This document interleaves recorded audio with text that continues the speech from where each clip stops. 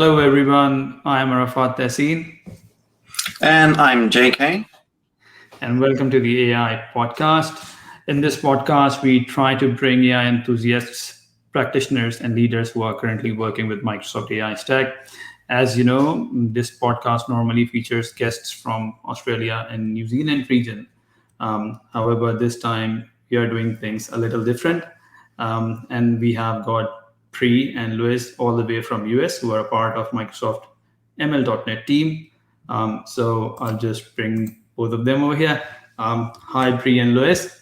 Thank you so much for taking out some time to chat with us. If you could please introduce yourselves, that'd be great. Sure. Yeah, thanks for having us. I'm Bree. I work on the .NET team here at Microsoft. Specifically, I'm the PM for ML.NET. I'm based out of Seattle right now. Cool. Yeah, happy to be here. I'm Luis. I'm based out of the New York City area, and I work on docs, mainly focused on Azure machine learning, ML.NET, and .NET for Apache Spark. So quite a broad base there. And yeah, that's pretty much it. All right, cool. This is super cool. So yeah, we are super glad to have you over here, and we'll be learning a lot about whatever this stuff ML.NET team has been doing behind the scenes, and also learn about the current situation as well as the roadmap. So before we get into any details or any further questions, we would like to know from you, Bree, what is ML.NET and a brief history about it, please. Yeah, so ML.NET is a machine learning framework for .NET developers. A little bit of the history, just to give you some context. It started out as a research project out of Microsoft Research, I think about 12 years ago. It was for text mining and search.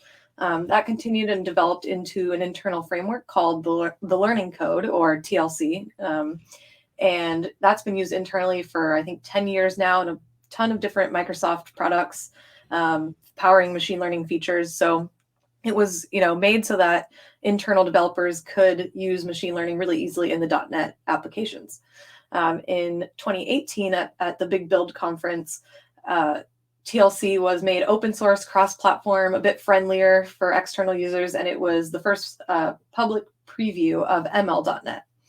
Then in 2019 at Build, that's when it was the first GA release, and I think that's when we released the tooling as well.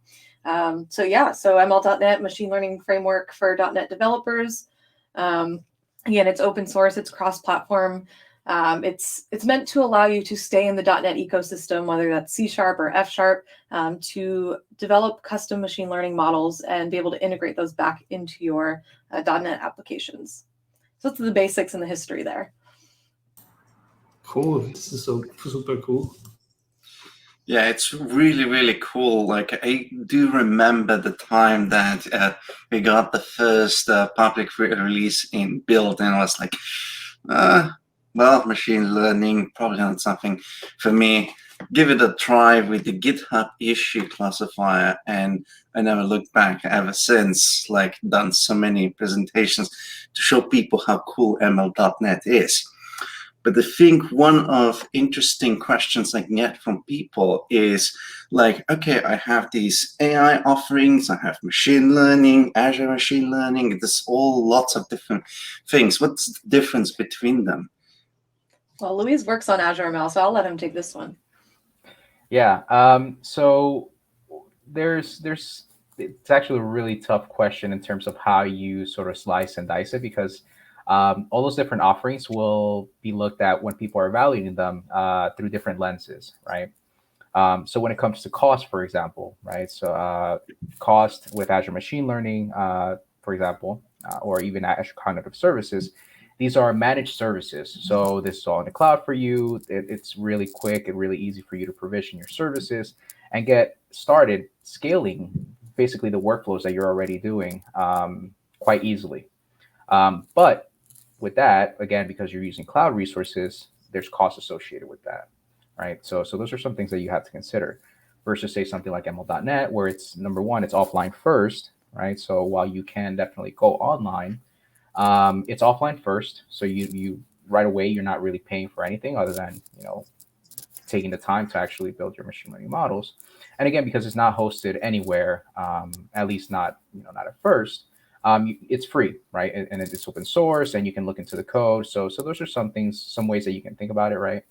Other ways that you might look at it is in terms of, well, what does it allow me to, can I create custom models? So if you're looking to get started with, with very, very minimal to no machine learning knowledge, and you want to be able to do things like sentiment analysis or categorize images and perform those types of tasks, you certainly can with things like cognitive services, right? Because as a developer, as long as you're able to, or you're familiar with REST APIs, and you can make requests giving your data to REST APIs, you can get started really, really quickly with those services, right? With Azure Machine Learning, to a certain extent, though, that requires a little bit more knowledge.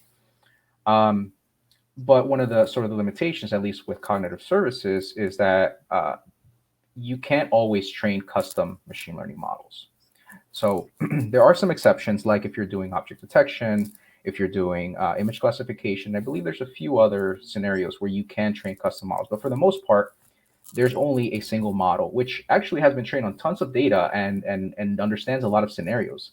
But if you're in an industry where it's very, there are certain terms or there are certain things that are very specific to your industry or to your organization, cognitive search may have a little bit of a harder time trying to get good results because it doesn't know the specifics of the problem that it's trying to solve for, right? So that's where that limitation comes in with pre-built models, where you want to have that sort of custom model. And that's where services like Azure Machine Learning or ML.NET come in, right? Where you're able to train custom models using your data across a wide variety of scenarios, not just those that, there's some support for. Oh yeah, it was really detailed, and I think this is one of the best descriptions I've heard about whole Microsoft ecosystem. So when we discuss normally over here within our community about ML.NET, and especially when I was discussing within my circle of my colleagues, and I was just telling them that this is something as a .NET developer you could use, and you can create some models. One of the questions I was asked again and again, that can we really build some sophisticated models, ML models, apart from just sentiment analysis, apart from some basic stuff? Can we do some really industry level or high level stuff with ML.NET? So yeah. Yeah, I mean, simple answer is yes. So ML.NET implements this feature called AutoML, short for automated machine learning. And so when we first released ML.NET, the biggest issue people had, they say, I'm a .NET developer, I do not know data science, I don't know machine learning. And, one of the hardest things besides, getting the data for training is understanding which algorithms to use, how to tune algorithm hyperparameters, how do I have to transform my data before feeding it to the algorithm? So that's where AutoML comes in. It automates that experimentation process of choosing an algorithm, tuning those algorithm hyperparameters.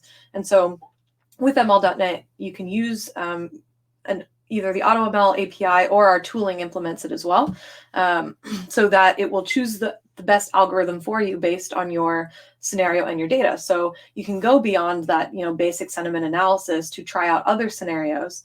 So that's one of the ways that you can kind of get started pretty easily for more complex scenarios. But and we're working to add more and more scenarios to AutoML right now. We've got classification, regression, recommendation. I believe we just added ranking as well into the AutoML.NET API. So if you don't have data science knowledge, that's totally fine. You can implement these scenarios with AutoML, and they are great models depending on the data you have, of course. There are a lot of examples, though, of ML.NET being used in production for, awesome scenarios. There's a company that is using ML.NET for grocery store forecasting. So it's specifically for demand forecasting. They want to know, predict the demand of certain products. So they have one ML.NET model trained for every product in each grocery store. And this is in Romania, actually. And they said by using ML.NET and just using forecasting, they were able to save 20 million pounds of CO2 emissions in a year just by using the forecasting models they trained with ML.NET. If you want to get into deep learning, ML.NET also supports, image classification, object detection. With ML.NET, you can consume Onyx and TensorFlow models. So that makes it easier to make it more extensible and add more scenarios as well. So if you're not able to train it in ML.NET, you can train it with another framework and bring that back into ML.NET. One good example, which is actually a company in Australia called ScanCam. They're apparently in Australia at fuel stations, you get your gas and then you pay for it, which is a very interesting concept. And so fuel theft is a really common problem there. So ScanCam is using ML.NET in their cameras at fuel stations at each pump to detect first object detection to detect the car, then to detect the license plate.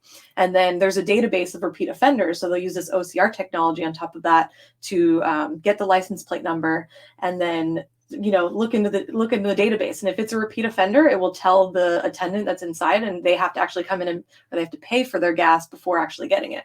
So that's another really interesting use case that's being used in production right now with ML.NET. That's really awesome. Yeah, the AutoML and the tooling that allows you to quickly do real life scenarios, see how they might work, is really awesome. Do you have any other interesting scenarios? Like, remember, there's been hackathon, there's been ML.NET virtual conference and stuff like that. Do you have any other cool scenarios? Yeah, Louise, you want to talk about maybe the virtual ML.NET community conference we just did? Yeah, we just had that conference where we were fortunate to have you folks join us as well over the 2 days that we had it. And there were a lot of really interesting scenarios. So the first time that we had that conference, first of all, it's again the virtual ML.NET community conference. It's put on by the community and for the community, right? So while there is some involvement by Microsoft in the sense of we're involved helping sort of co-organize it, it's really MVPs John Wood and Alexander Slata who sort of spearheaded this initiative, right? And again, the people who speak are community members who are passionate and working with ML.NET. So a couple days ago, we just had this conference, and there were tons of case studies. This is the second year that we did it, and one scenario that actually they all stood out. One was where somebody used different scenarios in ML.NET, specifically mostly around image classification, to try to unlock Xbox achievements. So they use different ways of like identifying things that were being rendered on screen for a trivia type game. And they were using that to ML.NET specifically to try to answer questions. There was another one where it tried to predict Formula One race strategy. So Formula One is not just sitting in a car and driving around a track. There's a lot more sort of strategy that's involved. Part of that is choosing the right tires depending on the track and other various factors. So in that scenario, it was the speaker, the presenter sort of used ML.NET to try to use all those different inputs like the weather, like the tire type, who the driver was, and things like that to try to determine predict who was going to come out on top and who had the best strategy for a given race. Let's see, there was a drone involved as well, where we saw using image classification and object detection and different types of things to sort of try to, and also performing anomaly detection using flight data and telemetry data from that drone. And while, it was all that particular scenario, it was for fun. And actually a lot of the scenarios that I'm mentioning here, they were done for fun. You could really extrapolate that to sort of real world scenarios. So for example, in the drone, where it was using information about the positioning of the drone to perform some sort of anomaly detection, whether something's going wrong with the flight or whatever, right? You might think applying, one common scenario that I've seen where that could be used is, for example, using drones to inspect sort of assets in the field. So for example, let's say you have some sort of oil pipeline out on the field, right? Now you could send somebody out there, or you could send a drone and use image classification or object detection to detect whether there are sort of things going wrong with that particular, pipeline, right? So while these are a lot of these scenarios may have been done for fun, there's certainly real world use case where they could be applied to. Yeah, this is definitely all of these scenarios are very useful, and they can be taken as taken to the level where they can be implemented in the industries to solve some business problems. And I've seen I think 2020 we were given a task by one of the financial institutions, and I implemented them. Me and like whole big chunk of our team were discussing that what where to go, what to use, and which model to which services to incorporate. And me and one of my colleagues had a discussion on this, that let's use something which is offline, one device. And ml.net was the best candidate amongst that, because we did not have to go to the cloud to for the latency purposes, for other purposes as well. So it was super good. So this is this, and all of the scenarios, as I said, that these are really useful. But one of the other questions which came into my mind, and which I've heard, like, this was one of the asks by some of the people that we need to ask you. Um, is ML.NET being used, or the variant of ML.NET being used within Microsoft as well? Yeah, it is. We have a customer showcase online actually that has both external and internal use cases. I'll try and think of a few of the internal cases. Power BI, if you've ever used their anomaly detection feature or even their key influencers feature, both powered by ML.NET.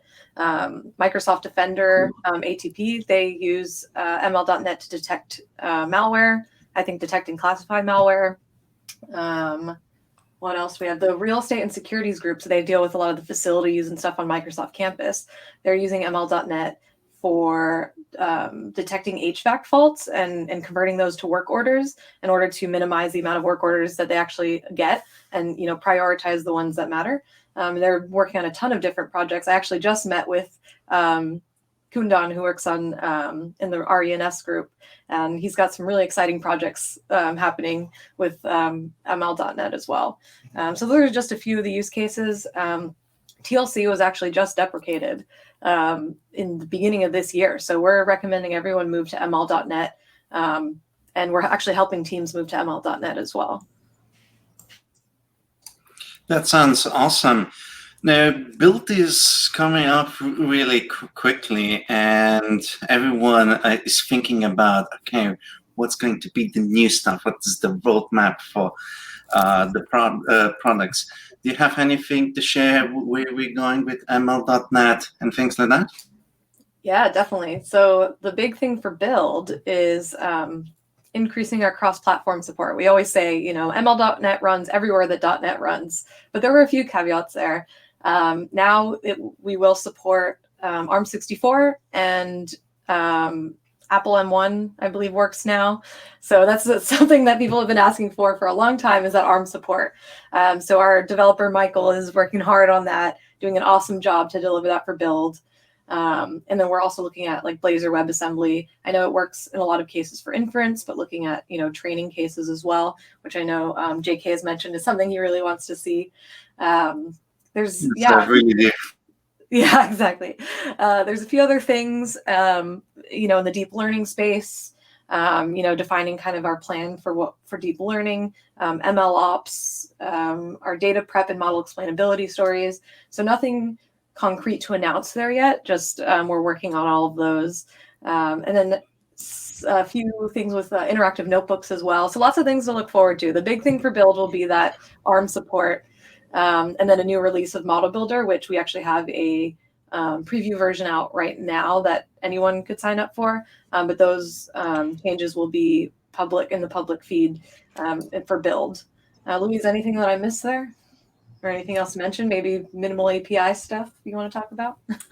Yeah, that's sort of part of that ML ops and deployment story, making it easier to get these models into production. I think we mentioned it before, or one of the biggest challenges in the industry is just getting models to production, right? Like you have folks, data scientists specifically, who are doing a really great job, building these very complex models that to take actions and actually perform some sort of predictive analytics.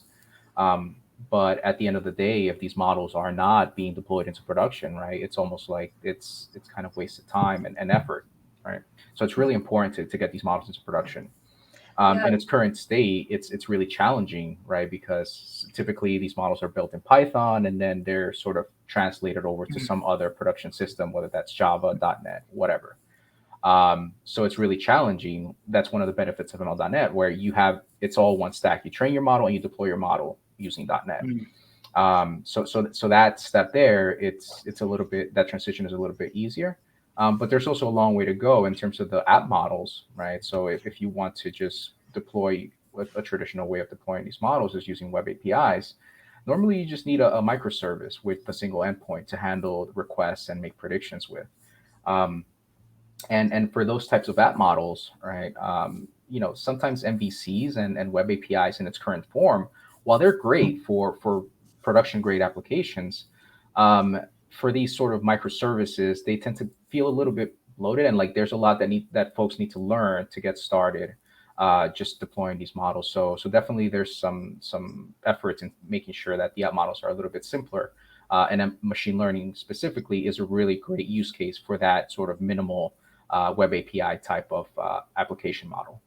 Yeah, and there's one other thing I want to mention. We're also working on I mentioned AutoML earlier. So we're actually revamping our AutoML experience. And we're working with Microsoft research teams, including NNI and Flammel, that they do a lot of research in that kind of feature engineering, AutoML space, and a lot more things. But we're collaborating with them to make our AutoML even better.